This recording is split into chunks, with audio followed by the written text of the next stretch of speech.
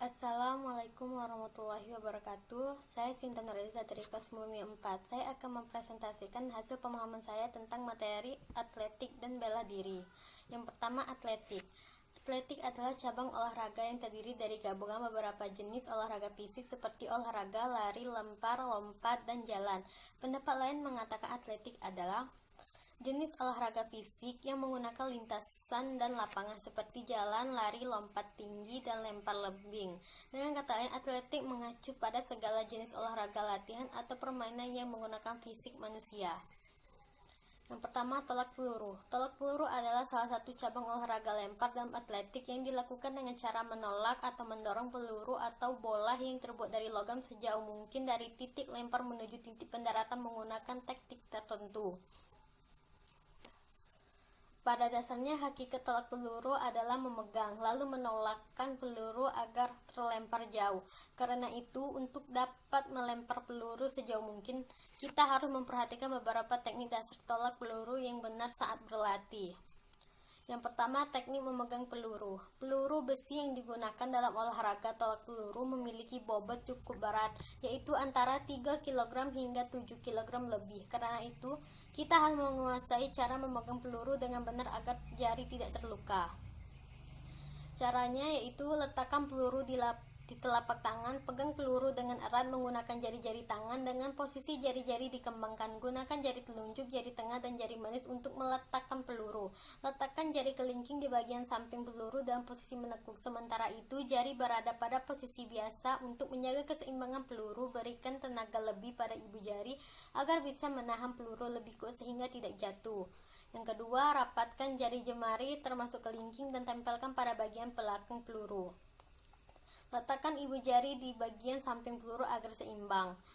Cara yang ketiga hampir sama dengan cara kedua, yaitu dengan merapatkan jari-jari tetapi dengan posisi sedikit lebih renggang. Teknik ini cocok untuk kita yang memiliki telapak tangan kecil. Yang kedua, teknik menolak peluru. Selain teknik memegang peluru dan meletakkannya di leher, teknik melempar atau menolak peluru juga perlu diperhatikan agar menghasilkan lemparan sejauh mungkin. Yang pertama, persiapan tolak peluru. Sikap tubuh yang terbaik ketika akan melempar peluru adalah berdiri dengan tegak dan rileks dengan posisi menghadap ke samping lapangan. Untuk memudahkan menolak, kaki direnggangkan selebar bahu dengan kaki kanan sedikit ditekuk dan berat badan menumpuk di kaki kanan.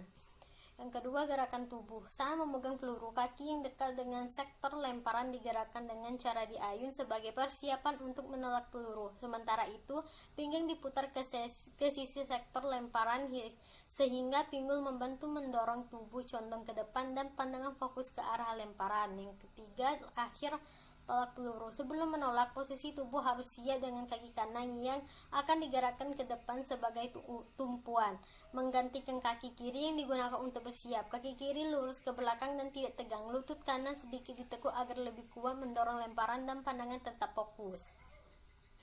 Yang kedua, lompat jauh. Lompat jauh adalah jenis olahraga atletik yang membutuhkan kecepatan, ketangkasan, dan kekuatan seorang atlet untuk melompat sejauh mungkin dari titik lepas landas atau garis lompat, kemudian melayang di udara dan mendarat sejauh-jauhnya dalam bak pasir. Lompat jauh mempunyai teknik-teknik dasar. Teknik-teknik yang harus dipelajari ketika akan melakukan olahraga lompat jauh diantaranya adalah teknik awalan, teknik tumpuan, teknik melayang, dan teknik mendarat. Yang pertama, teknik awalan.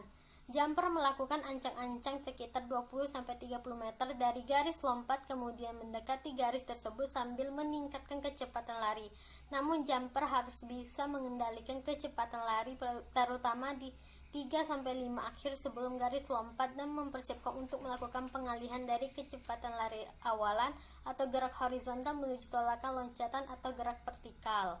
Yang kedua, teknik tolakan atau loncatan. Tolakan adalah tahap di mana kaki melakukan lompatan di garis lompat untuk mengangkat tubuh ke atas dan melayang di udara sebelum nanti mendarat.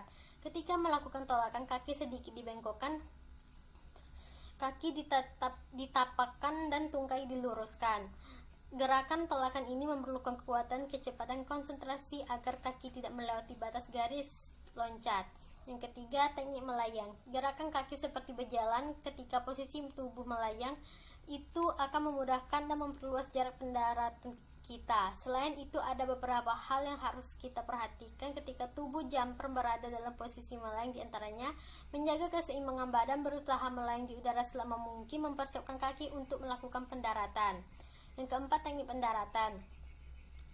Pendaratan dilakukan dengan cara menundukkan kepala, mengayunkan lengan, dan menggerakkan pinggang ke arah depan. Hal ini dilakukan agar ketika proses pendaratan, anggota badan lain tidak menyentuh pasir lebih belakang daripada kaki. Untuk mengasah 4 teknik lompat jauh, ada beberapa hal yang perlu kita perhatikan, antaranya menentukan jarak ancang-ancang yang tepat, menentukan irama lari awalan, mengasah dan mencoba beragam teknik tolakan, melayang, dan juga pendaratan. Yang ketiga, lompat tinggi. Lompat tinggi merupakan salah satu dari jenis cabang olahraga atletik, di mana atlet lompat tinggi tersebut harus melompat setinggi-tingginya. Teknik dasar lompat tinggi sama halnya dengan teknik dasar yang digunakan saat melakukan lompat jauh. Yang pertama, teknik awalan lompat tinggi. Teknik awalan ini merupakan salah satu kunci keberhasilan jumper untuk melewati mistar. Teknik ini adalah gerakan berlari menuju mistar sebelum melakukan tolakan. Yang pertama, tentukan mana kaki yang terkuat untuk melakukan tumpuan, sebab setiap sudut yang dipakai pada setiap gaya berbeda dan harus disesuaikan dengan teknik lompatannya. Kecepatan berlari bukanlah kunci untuk mendapatkan lompatan yang tinggi, karena ketika berlari kencang, tubuh cenderung akan terdorong ke depan serta susah untuk mengendalikannya, sehingga ketika melakukan teknik awalan diawali dengan berlari pelan dan kemudian dipercepat dengan lari yang wajar. Pada umumnya, langkah yang digunakan dalam teknik awalan lompat tinggi antara 9-15 langkah. Yang kedua, teknik tolakan lompat tinggi. Dalam melakukan tolakan, sangat disarankan untuk menggunakan kaki yang paling kuat sebagai tumpuan. Hal ini agar jumper dapat memperoleh lompatan yang maksimal. Yang pertama, badan ditumpukan kepada kaki pada bagian bawah dengan cara menekukkan kaki dengan sudut sekitar 130-160 derajat, sehingga tolakan yang diperoleh besar. Yang ketiga, sikap badan saat melayang di atas mistar. Sikap melayang di atas mistar berbeda pada setiap gaya yang dilakukan, sehingga sikap dari melayang ini sangat ditentukan oleh gaya yang dilakukan dalam lompat tinggi. Yang kedua, penjelasan untuk bela diri. Bela diri adalah sistem dan tradisi pertempuran yang dikodifikasikan yang dipraktikkan karena sejumlah alasan seperti pertahanan diri, aplikasi militer, dan penegakan hukum, kompetisi, perkembangan fisik, mental, dan spiritual, dan hiburan atau pelestarian warisan budaya tak benda suatu bangsa. Di Indonesia, bela diri menjadi salah satu cabang olahraga yang membutuhkan ketahanan fisik, kekuatan, dan kecerdasan. Teknik bela diri. Ada beberapa teknik dalam bela diri, misalnya teknik dalam silat dan karate, antara lain silat. Dalam pencak silat, teknik dasar yang biasanya digunakan yaitu yang pertama, kuda-kuda. Terdapat 6 jenis kuda-kuda yang diterapkan dalam bela diri silat yang dibedakan berdasarkan posisi kaki. Keenam jenis kuda-kuda tersebut meliputi kuda-kuda depan, kuda-kuda belakang, kuda-kuda tengah, kuda-kuda samping, kuda-kuda silang depan, kuda-kuda silang belakang. Yang kedua, pukulan. Terdapat 6 jenis pukulan dalam bela diri silat, yaitu meliputi teknik bandul, teknik cela atau tusuk, teknik tebah, teknik kapret, teknik pedang, teknik tampar. Yang ketiga, tendangan. Bukan hanya dengan pukulan, menyerang juga bisa dilakukan dengan menggunakan tendangan. Terdapat 4 jenis teknik tendangan dalam bela diri yang meliputi tendangan lurus, tendangan melingkar, tendangan samping, tendangan T. Yang keempat, tangkisan. Tangkisan adalah menggerakkan tangan dengan tujuan untuk melindungi beberapa bagian tubuh dari serangan lawan. Dalam bela diri, terdapat 4 jenis teknik tangkisan yang bisa dilakukan yang meliputi tangkisan dalam, tangkisan luar, tangkisan atas, tangkisan bawah. Yang kedua, karate. Dalam karate, teknik dasar yang biasanya digunakan yaitu yang pertama, kuda-kuda. Terdapat 4 jenis kuda-kuda dalam seni bela diri karate yang meliputi kuda-kuda dasar, kuda-kuda berat belakang, kuda-kuda berat depan, dan kuda-kuda berat tengah. Yang kedua, pukulan. Teknik pukulan digunakan untuk menyerang lawan menggunakan tangan. Terdapat banyak jenis pukulan dalam bela diri karate, misalnya pukulan yang mengarah ke kepala, pukulan dan dorongan, sikutan, tangan, palu.